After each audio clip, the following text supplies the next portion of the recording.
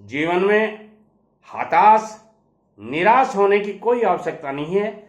आपके पास एक नहीं, सैकड़ों नहीं, हजारों ऑप्शन होते हैं। उन ऑप्शंस को काम लीजिए। आज अपने एक व्यूअर का कमेंट है, उन्होंने नाम तो अपने मोबाइल में ऐसा लिख रखा है 3 टाइगर। उन्होंने लिखा है, सर काम नहीं मिल रहा है, क्या करें। देखिए दोस्तों, ठेकेदारी बिजनेस एक ऐसा बिजनेस है जिसमें रेगुलर काम बहुत कम ठेकेदारों को मिलता है। लगातार काम, कंटिन्यू काम। और किसी भी बिजनेस में आपको कंटिन्यू काम मिल सकता है, कम ज्यादा मिल सकता है। मगर ठेकेदारी बिजनेस की एक समस्या ये है कि मिलता है तब तो भरपूर मिलता है, खूब मिलता है, और जब नहीं मिलता है तो आपके पास काम एकदम से नहीं होता। बात 1986 की, 86 की। मैं जिस डिवीजन में या सर्किल में काम करता था वहां काम बहुत कम निकल रहे थे और मेरे साथ यही समस्या आई थी। यदि आप रजिस्टर्ड ठेकेदार हैं, पहले रजिस्टर्ड ठेकेदारों की बात बताऊंगा, वीडियो को शुरू से अंत तक जरूर देखिएगा, क्योंकि बाद में मैं बताऊंगा प्राइवेट ठेकेदारों को काम कैसे मिलता है। पहले बताऊंगा रजिस्टर्ड कॉन्ट्रैक्टर, जो गवर्नमेंट के कॉन्ट्रैक्टर होते हैं, उनको काम कैसे मिलता है। और तीसरी बार बताऊंगा मैं कि बड़े ठेकेदारों को काम कैसे मिलता है, यानी A क्लास, AA क्लास ठेकेदार होते हैं, उनको काम कैसे मिलता है। इसलिए वीडियो को कई बार क्या करते हैं आप, 30 सेकंड वीडियो देखा और निकल जाते हैं, आउट हो जाते हैं, और फिर बाद में कहते हैं दादाजी ये समझ में नहीं आया, वो समझ में नहीं आएगा। बेटे क्यों नहीं आएगा? इसका कारण है कि आपके पास फुर्सत नहीं है। आप केवल वीडियो मजे लेने के लिए या देखने के लिए कि नया कुछ क्या बताया है, और नया आप किसको मानते हैं? नया आप उसको मानते हैं जो आजकल के कल्चर में जो नया दिखता है आपको, उसको मानते हैं। ये पुरानी बातें जो मैं मेरे अनुभव से बता रहा हूं, ये पुरानी बातें आपको पसंद नहीं आती होंगी, इसलिए आप स्किप कर जाते हैं। नहीं तो मजाल है आप एक बार मेरा वीडियो सुनना शुरू कर दें और अंत तक, जिस आदमी ने मेरा एक बार वीडियो अंत तक सुन लिया ना, वो कहीं मुझे 2 मिनट छोड़ के नहीं जाएगा। जो ही मेरा चैनल खुलेगा, अड़िगते रहते हैं लोग, मेरे नोटिफिकेशन को देखते ही अरे दादाजी का वो आ गया, क्या कहना चाहिए, वीडियो आ गया। तो बात 1986-87 की है। मैं जिस सर्किल में, डिवीजन में काम करता था, वहां काम बहुत कम हो रहे थे, और हो रहे थे तो उसी कहानी से हो रहे थे जैसे आप लोग लिखते हैं, सर रेटें बिलो जा रही हैं, क्या करें। अरे भाई, बिलो जा रही है तो आपको वहां काम करना जरूरी थोड़ा ही है। ठेकेदार किसके लिए पैदा हुआ है? ध्यान से बताइए, कमेंट कीजिए। केवल कमाने के लिए पैदा नहीं हुआ है। ठेकेदार देश के विकास में भागीदारी लेने के लिए पैदा हुआ है। देश की सड़कें जो नहीं बन रही हैं, उनको बनाने के लिए पैदा हुआ है। वो हॉस्पिटल बिल्डिंग्स जिनकी देश को आवश्यकता है, वो बनाने के लिए पैदा हुआ है। वो नहर जो पानी देती है, जहां तक पानी नहीं जाता वहां तक पानी पहुंचाने के लिए पैदा हुआ है।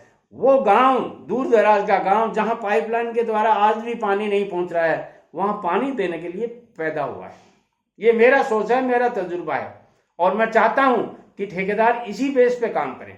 आप यदि केवल ये सोच से काम करेंगे कि मेरे को पैसा कमाना है, देखिए पैसा कमाना हर आदमी जानता है, हर आदमी पैसा ज्यादा से ज्यादा कमाने की सोच रखता है। और मैं साधु संतों की तो बात नहीं करता, यानी यूं कर, मेरा कहने का मतलब है आध्यात्मिक लोग हैं उनकी बात नहीं करता, मगर जो गृहस्थ लोग हैं वो सब चाहते हैं कि हम करोड़पति बने। चाहे वो मृत्यु से 3 घंटे पहले पूछ लो, दादाजी क्या आप करोड़पति बनना चाहेंगे? कहेगा बेटा मैं तो अब क्या बनूंगा, जाने वाला हूं, 2-3 घंटे का टाइम है, मगर तुम जरूर करोड़पति बनना। ये ऐसे सोच होती है आदमी की। और क्यों ना हो, जब आदमी पूरी जिंदगी भर मेहनत करता है तो वो सारे सुख भी भोगना पड़ेगा। और सुख दोस्तों, सुख नाम चीज अलग है। यदि किसी आध्यात्मिक आदमी को पूछेंगे आप कि सुख क्या है, तो वो कुछ आपको और तरीके बताएगा। किसी सांसारिक आदमी को पूछेंगे कि सुख क्या है, तो वो आपको और तरीके बताएगा। किसी नौजवान आदमी को पूछोगे कि सुख क्या है, तो वो कहने का पिज्जा खाने में सुख है, रोटी खाने में नहीं है। मगर मेरे जैसे किसी आदमी को पूछोगे ना दादाजी आपकी सबसे बढ़िया डिश क्या है, तो मैं कहूँगा दाल बाटी चूरमा, क्योंकि हमें वो बहुत अच्छा लगता है। अब इस उम्र में आप मेरे को पूछेंगे कि आपका सबसे बेस्ट भोजन क्या है, तो मैं कहूँगा जौ का दलिया। क्यों? ये वक्त का तकाजा है। तो हर आदमी की सुख की परिभाषा भी अलग होती है, डिमांड की परिभाषा अलग होती है, और किसी भी काम की परिभाषा अलग होती है।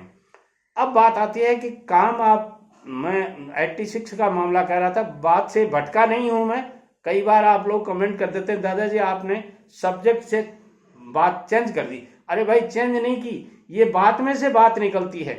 जैसे पेड़ का एक पौधा होता है, उसकी एक पेटी जिसको बोलते हैं, या वो मूल शाखा बोलते हैं, वो शाखा होती है, मगर उस शाखा के बाद में उसमें से 10 शाखाएं और निकल जाती हैं, और 10 शाखाएं निकलने के बाद में वो 1 फीट और बढ़ता है, और फिर वो 10 शाखाएं निकल जाती हैं, फिर 2 फीट 1 फीट और बढ़ता है, और फिर 20 शाखाएं निकल जाती हैं।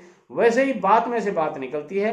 तो दोस्तों मेरे को भी काम नहीं मिला, और जब मुझे काम नहीं मिला तो मैंने वही किया जो आपको करना चाहिए। क्या किया? मैंने दूसरा सर्किल चेंज कर लिया। सर्किल का मतलब होता है एक डिवीजन में एक एक्शन बैठता है, एग्जीक्यूटिव इंजीनियर, और एक एग्जीक्यूटिव इंजीनियर के अंडर में 4 डिवीजन होते हैं मोस्टली, और 4 डिवीजन के ऊपर जो एक अधिकारी बैठता है उसको सुपरिटेंडिंग इंजीनियर कहा जाता है। और जब कई सर्किल हो जाते हैं, उनके ऊपर जो एक अधिकारी को बैठाया जाता है उसको कहते हैं एडिशनल चीफ इंजीनियर। और 5, 7, 10 एडिशनल चीफ इंजीनियर के जो ऑफिसर्स होते हैं उनको कंट्रोल करने वाला को एक चीफ इंजीनियर बोला जाता है। और चीफ इंजीनियर भी अलग अलग बनाए जाते हैं। एडमिनिस्ट्रेशन का चीफ इंजीनियर अलग होता है, कंस्ट्रक्शन का अलग होता है, फाइनेंशियली अलग होता है। ये सारे मतलब अलग अलग, ये जैसी जरूरत होती है वैसे बनाए जाते हैं। तो मैं दूसरे सर्किल में ट्रांसफर कर लिया। अब ठेकेदार को ट्रांसफर करने के लिए क्या चाहिए, देखिए ध्यान से सुनिए। करना क्या पड़ता है ठेकेदार को? एक अटैची रखता था मैं, और उस अटैची में पूरे डॉक्यूमेंट्स रखता था, ठेकेदारी से संबंधित, रजिस्ट्रेशन से संबंधित, इनकम टैक्स, सेल टैक्स से संबंधित जितने डॉक्यूमेंट्स मुझे ठेकेदारी करने के लिए, या यूँ कह सकते हैं टेंडर लेने के लिए अप्लाई करना होता था, वो सारे डॉक्यूमेंट्स रखता था। और मेरे एक जोड़ी कपड़े और चड्डी बनियान और थोड़ी सी साबुन और एक तेल की शीशी, एक कंघा और एक तौलिया, बस। और क्या रखना था? वो अटैची उठाई और मैंने कहा मैं दूसरे सर्किल में जाता हूँ। तो मेरे छोटे भाई ने कहा भाई साहब यहाँ अभी नहीं, महीने भर काम निकल जाएगा। अरे मैंने कहा अपने पास 4 साइटें हैं, 4 आदमी अपने पास काम करने वाले हैं, वो चारों को अलग अलग साइट पे मैं काम करवाता था। तो मैंने कहा 4 आदमियों के लिए मुझे और साइट्स की ज़रूरत है, इसलिए मैं उस सर्किल में जाके पता करता हूँ। और उस सर्किल में गया तो पता चला कि यहाँ तो खूब वर्क निकल रहे हैं। हाँ, मेरे घर से वो 300 किलोमीटर दूर था। अब 300 किलोमीटर दूरी मेरे भाइयों को खल रही थी। उन्होंने कहा भाई साहब 300 किलोमीटर दूर जाके काम करना पड़ेगा। मैंने कहा हाँ क्या दिक्कत है? बोले दिक्कत ये है, यहाँ से तो तीसरे दिन गांव आ जाते थे, और वहाँ से 300 किलोमीटर दूर से। मैंने कहा वहाँ से बसें निकलती हैं और वो आपको यहाँ ला के ठहरा देंगी। अब तीसरे दिन नहीं आएंगे तो 7वें दिन आ जाना, 7वें दिन नहीं आ पाओ तो 15वें दिन आ जाना, और 15वें दिन नहीं आना होता तो महीने से आ जाना, मगर काम वहीं लेंगे। और अब तो मेरे एक दिमाग और चेंज हो गया। मैंने कहा, बोले क्या? मैंने कहा वहाँ रेटें अच्छे मिलती हैं, वहाँ मटेरियल नज़दीक में है, वहाँ लेबर की दिक्कत है, लेबर नहीं मिलती है। तो उन्होंने कहा लेबर कहाँ से लाएंगे? 3 टाइगर जी आप चिंतित मत होइए, मैं सारे आप ही के सवालों का जवाब दे रहा हूँ। ये जो सारी कहानियां बता रहा हूँ ना आपको, वो मेरे में बीती हुई हैं, और इसीलिए बीती हुई हैं कि मुझे भी काम नहीं मिला था। ये आपके काम नहीं मिलने के जवाब दे रहा हूँ, आप ध्यान से सुनिएगा। और जो ठेकेदारों को काम नहीं मिल रहा हो उनको भी ये बात ध्यान से सुननी चाहिए। चलिए साहब, हमने वहाँ अप्लाई किया, वो रजिस्ट्रेशन मेरा था ही ऑलरेडी, बड़ा रजिस्ट्रेशन था, तो वहाँ कोई दिक्कत नहीं थी। मैंने जाते ही अप्लाई किया और मेरे को काम मिला। ध्यान से सुनिए कैसे मिला काम, क्योंकि चूंकि मैं नया ठेकेदार था, हमारे यहाँ जो रेट चल रही थी उन रेटों से मैंने 15% एक्सीड रेट दे दी, मगर उसके बावजूद मैंने 27 टेंडर्स की कॉपियां ली थी, 27 यानी 27 कामों की मैंने कॉपियां ली थी कि ये 27 काम मैं कर सकता हूं, उनके लिए अप्लाई किया था और वो सारी कॉपियां मेरे को मिल गई थी। और वहां ठेकेदार लोगों ने क्या किया कि अपना आपस का पूल बनाया, और पूल बना करके मेरे को उन्होंने पूछा ही नहीं कि तू कौन है, और पता तो था उनको, मगर उन्होंने सोचा वैसे ही कोई पूल लेने के चक्कर में आया होगा तो निकल जाएगा। अब साहब क्या हुआ कि उन्होंने अपने अपने बांट लिए, और उन्हें किसी ने 67% अभाव डाल दी, किसी ने 72% अभाव डाल दी, और किसी ने 65% अभाव डाल दी। और बंदा तो काम करने के लिए गया था, काम की जरूरत थी।